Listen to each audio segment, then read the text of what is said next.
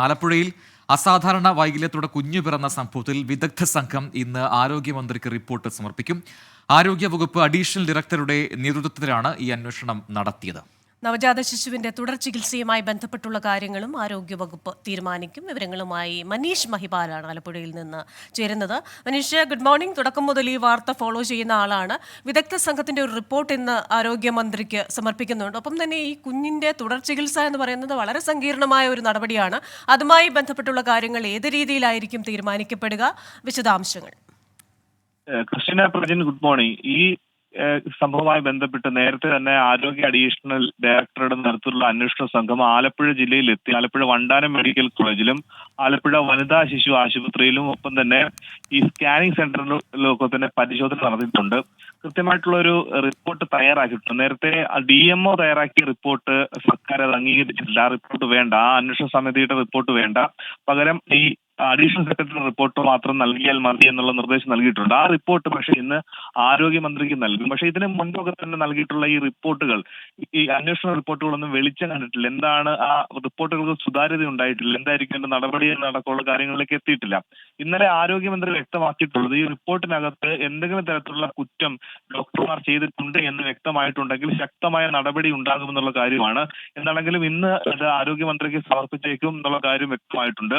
ഇന്ന് ഈ കുഞ്ഞിനെ ആലപ്പുഴ വണ്ടാനം മെഡിക്കൽ കോളേജിലേക്ക് എത്തിക്കാൻ ആവശ്യപ്പെട്ടിട്ടുണ്ട്. ഈ കുഞ്ഞിനെ വിദഗ്ധമായിട്ടുള്ള പരിശോധന നടത്തണം. ഈ കുഞ്ഞിന് വൃക്കകളുണ്ടോ, അല്ലെങ്കിൽ ഈ കുഞ്ഞിന്റെ ഇപ്പോഴുള്ള ആരോഗ്യസ്ഥിതി എന്താണ് അടക്കമുള്ള കാര്യങ്ങൾ അറിയേണ്ടതുണ്ട്. കുഞ്ഞ് ആൺകുട്ടിയാണോ പെൺകുട്ടിയാണോ അടക്കമുള്ള കാര്യങ്ങൾ ഇപ്പോഴും ആരോഗ്യ സംഘത്തിന് പോലും വ്യക്തമായിട്ടില്ല.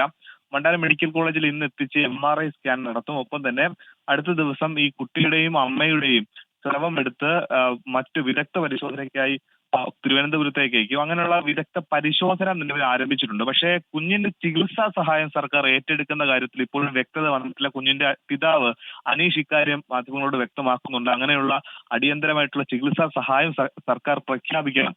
ഒപ്പം തന്നെ ഈ സ്കാനിംഗ് സെന്ററുകൾക്കെതിരെ മാത്രമല്ല, കഴിഞ്ഞ ദിവസം സ്കാനിംഗ് സെന്ററുകൾക്കെതിരെ നടപടിയെടുത്തിരുന്നു. അവരുടെ ലൈസൻസ് റദ്ദാക്കുകയും അത് സീൽ ചെയ്ത് പൂട്ടുകയും ചെയ്തിരുന്നു. പക്ഷെ അവർക്കെതിരെ മാത്രം പോരാ, ഈ ഡോക്ടർമാർക്കെതിരെ കൂടി നടപടി വേണം. അതായത് റേഡിയോളജിസ്റ്റ്, സ്കാനിംഗ് സെന്ററിൽ ജോലി ചെയ്തിരുന്ന റേഡിയോളജിസ്റ്റുകൾക്ക് കൂടിയും സർക്കാർ ആശുപത്രിയിലെ 2 ഡോക്ടർമാർക്കെതിരെ കൂടി നടപടി വേണമെന്ന് കുടുംബം ആവശ്യപ്പെടുന്നുണ്ട്. ഇന്നെന്താണെങ്കിലും ആശുപത്രിയിലേക്ക് കുഞ്ഞിനെ എത്തിക്കാനാണ് ആവശ്യപ്പെട്ടിരിക്കുന്നത്. ക്രിസ്റ്റീന പ്രജി.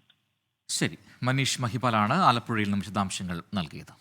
അപ്പോൾ പ്രേക്ഷകരിങ്ങനെ മഴയുമായിട്ടുള്ള അപ്ഡേറ്റ്സ് പറയുന്നുണ്ട്. പാലക്കാട് ഹെവി റെയിൻ ആണെന്ന് സജിത സുരേന്ദ്രൻ പറയുന്നുണ്ട്. മലപ്പുറത്ത് മഴയുണ്ടെന്ന് നിരഞ്ജൻ പറയുന്നുണ്ട്.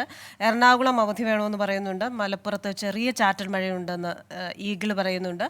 അപ്പോൾ മലപ്പുറം ലീവ് വേണം നമ്മളോട് പറയുന്നത്. എവിടെയോ ഞാൻ കണ്ടു, അവധി ചോദിക്കൽ ഒരു ശീലമാണ്, ഉത്തരം കൊടുക്കുന്നവർ പറഞ്ഞു മടുക്കുമെന്ന് പറയുന്നുണ്ട്. മറ്റൊന്ന്, ഇതുപോലെ മലപ്പുറത്ത് മഴയുണ്ട്, റെഡ് അലേർട്ട് ഉണ്ട്, എന്തും സംഭവിക്കാവുന്ന സാഹചര്യമുണ്ട്, അതുകൊണ്ട് എന്തുകൊണ്ട് അവധി കൊടുക്കുന്നില്ല, നിങ്ങൾക്ക് പറഞ്ഞുകൂടെ എന്ന് ചോദിക്കുന്നുണ്ട്. അപ്പോൾ അതൊക്കെ മലപ്പുറം ജില്ലാ കളക്ടർ പരിഗണിച്ചേക്കും.